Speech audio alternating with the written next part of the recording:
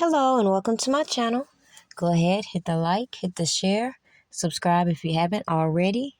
I want to use this video as an example. As we have heard, Jim Derogatis has yet again weaseled his way out of testifying in court, which was pretty predictable if you follow my content, considering if you get Jim Derogatis on the stand and testify to his involvement and his knowledge, it may blow a little hole into the case the prosecutors are trying to present as far as Robert Kelly obstructing justice, when this whole thing stems from a line of extortion which has been obviously documented by people like Derrel McDavid.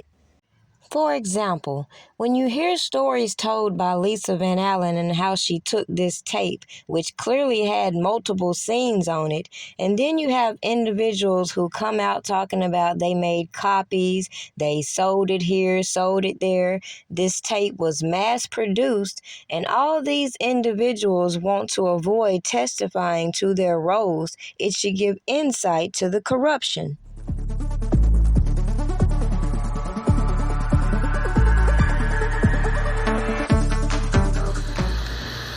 Kelly, with you?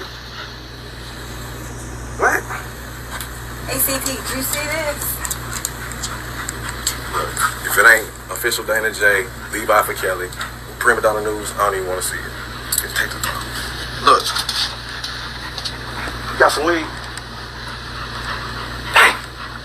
Gotta get some. Alright, hurry up. Diesel and them here, everybody here, we waiting on you.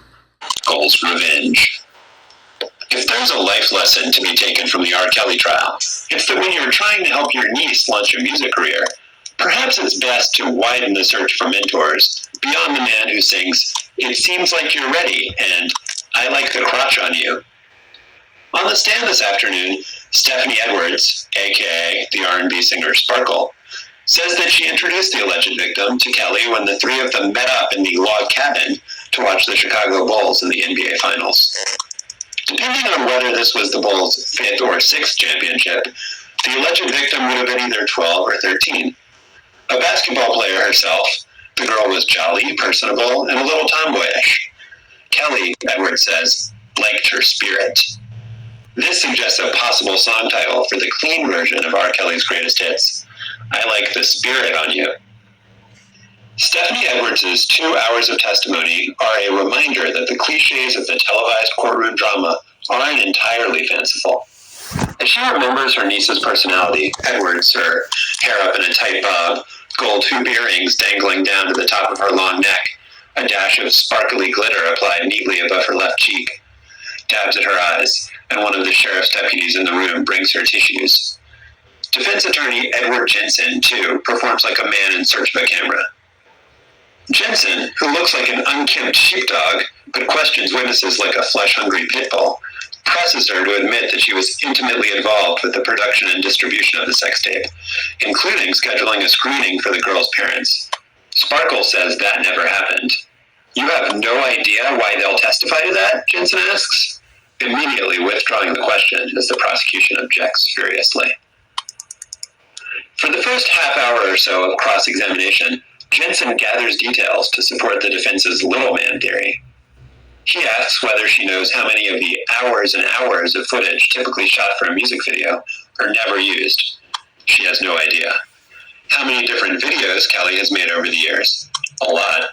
And how many videos the alleged victim's much smaller time musical group starred in during its career? She says 2 or 3. Jensen next establishes Sparkle's motive: a bitter musical divorce. After her self-titled album, released in 1998 and produced, written, and arranged by Kelly, was certified platinum, Edwards expressed a desire to work with other producers.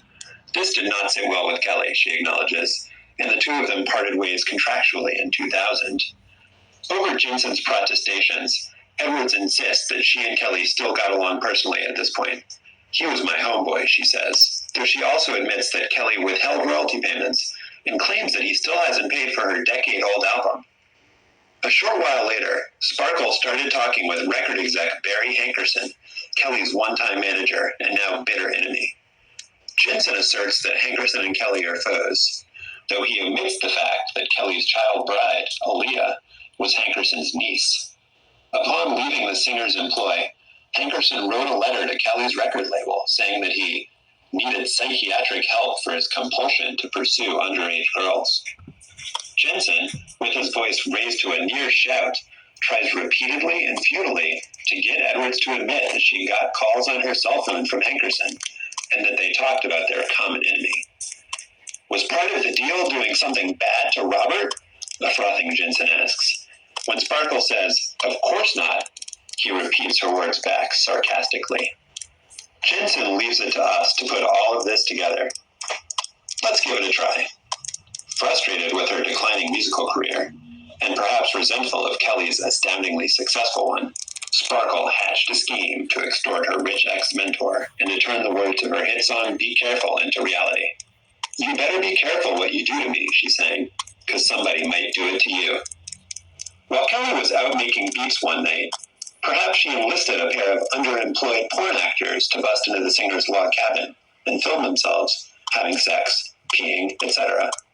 Meanwhile, Sparkle and Hankerson harvested outtakes from Kelly's copious back catalog of music videos, then took advantage of the thriving black market and little man quality digital effects wizardry to Frankenstein together Kelly's face and the urinator's body. Sparkle's motive for putting her niece in the video is less clear. For the sake of argument, let's assume that she was mad at her for, say, borrowing her glitter without permission. After Kelly refused to pay to keep the video under wraps, Sparkle sent the video to the Chicago Sun-Times, willing to make her niece collateral damage to disgrace the man who'd done her wrong. Now, it should be clear why old Jimmy don't want to get on the stand and take the oath. Because as I said a long time ago, they have no problem pushing these people out in the spotlight, forcing them to tell these stories, and then not give a damn when they get caught perjuring themselves under oath.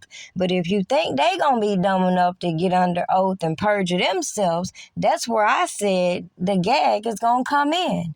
Nonetheless, all these people were able to funnel this money to keep these stories out there, and the government was able to facilitate this whole indictment around Robert Kelly obstructing justice. But you just heard his number one critic say he refused to purchase these tapes, yet make this shit make sense.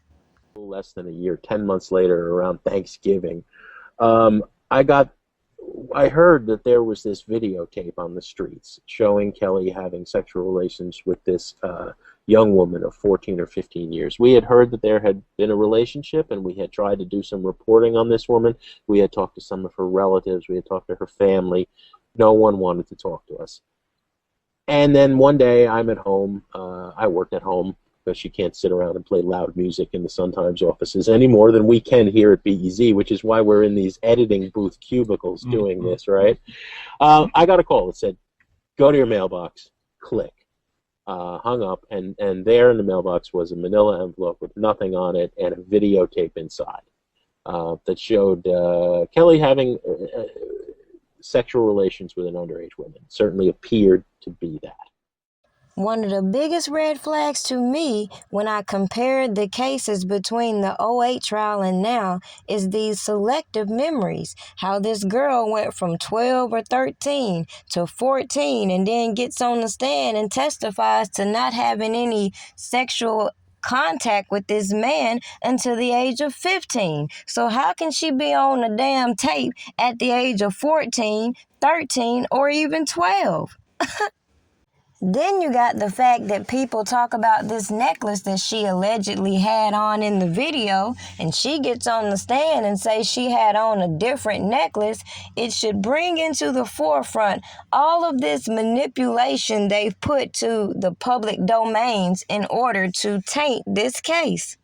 Yet anybody paying attention to what's going on see what's really at play. As I said, long time ago. It's very coincidental a lot of these accusations centered around this man's intellectual property being stolen. It's very ironic a lot of these people get caught up in criminal activities and then start throwing out these allegations about Robert Kelly, handing over alleged evidence about R. Kelly, like the dumbass that sit here and try to pawn this man's jewelry, not knowing that's a federal offense. But the good old government can swoop on in like Superman and use these janky-ass people in order to corroborate the janky-ass information they put in their indictments, and we the people are supposed to continue to stand by and not say anything just because the slow people want to mask the fact that this is clear railroading of Robert Kelly. And what really got me is how easy it was to manipulate people who say they support Robert Kelly with all these fictitious stories and all these people hiding the fact of what they really think about the case. Nonetheless, it never deterred me from sticking to what I felt, what I researched, and what I could put in your face to let you see why some of these janky-ass people I could not rock with. Not now, not ever. I do believe in my heart that 1999 video that was done with R. Kelly and that little girl, I do believe that that little girl was underage. I do know for a fact that that was R. Kelly in that video.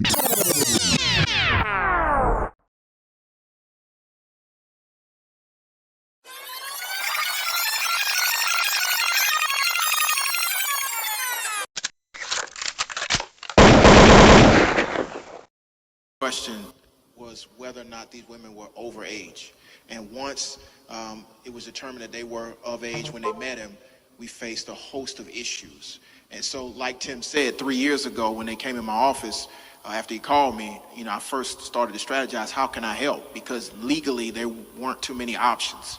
But what we had to do was destroy the narrative that's been surrounding this individual and many cases like this, that these are women that no one cares for, that these are women that no one will fight for. And so we took a outside the box approach, and we started to destroy the narrative. We had to convince men and women across the country to believe what was going on. I ain't playing no motherfucking games with you, boy. I gave you 120 hours to get back in touch with me, nigga. But fuck them 120 hours, nigga. You talking about my daughter. You know you supposed to be working with her music, R. Kelly. Yeah, that's what I'm talking about, Robert R. Kelly, the singer, you bitch ass nigga. I got you, boy. Yeah, come fuck with me. This Savage, Tim Savage. Fuck you, nigga. R. Kelly, by now, you should know that you should come see me. You know who I am. You know who you have at your house. My daughter, Jocelyn Savage. My name is Tim Savage. Listen, bro, the call, look, bro, the man dealt with R. Kelly in my living room, bro. The man dealt with R. Kelly in my kitchen. We dealt with Don Russell in my kitchen, bro. And charging him with $700 from a pop. He would get you a bottle out. He was using around for the fucking longer. All this shit about somebody. I'm putting all his music out. I'm making that public. I'm telling you this right now. I'm putting his music, his videos, full paying people. We need more. We need for profit. We need money for him to go for the real defense. We have to. Previously, high and powerful with them law firms real estate robs case. We know what they're going to cost, and we have to raise money from them. The platform that I'm putting them out on, it will show how much money is coming in, and it will show the money being donated to this firm to represent his case. And it has to be done a strategic way. Women lie too! Free R. Kelly! Free R. Kelly! Free R. Kelly! Free R. Kelly! Women lie too! Women lie too! Women lie too!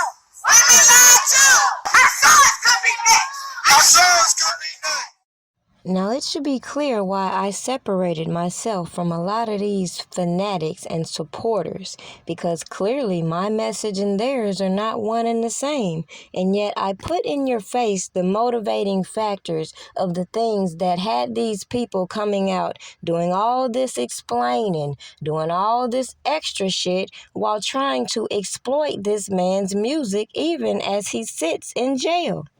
Yet again, the major emphasis of this video is to keep to the forefront how all this came to be, how these parents reached out for the likes of Jim Derogatis, who's clearly being protected by certain individuals, which should have you asking why. What is it they're trying to hide if it's justice they seek?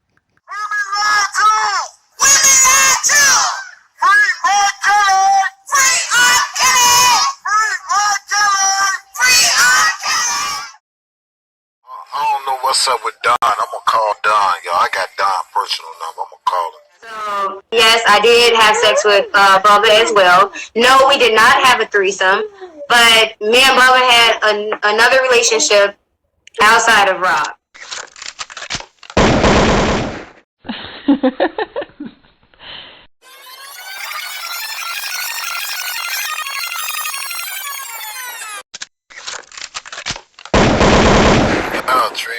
Triana, however you pronounce it. No, I didn't tag you. I tagged my decorators, but I did tell everybody I want to thank my entire team. There's too many names to name everybody, but I tagged because they deserve that credit. You get credit when credit is due, and they deserve that credit.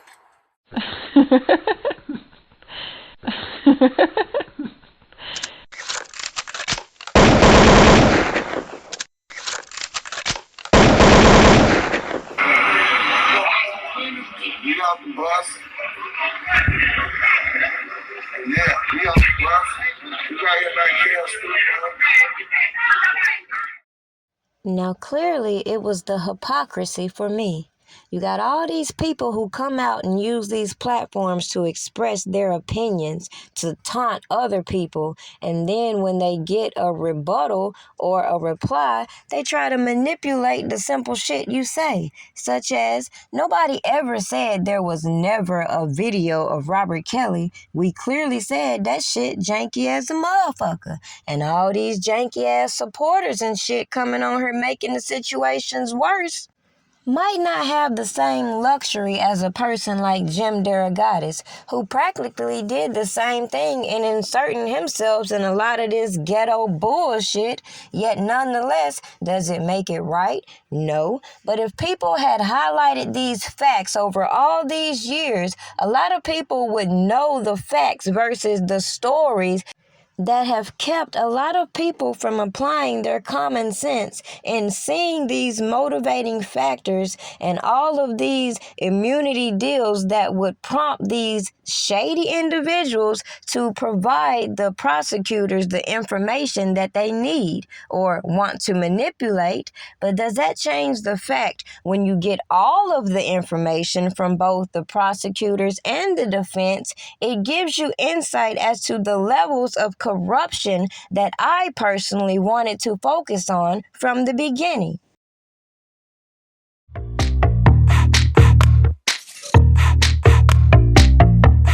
Something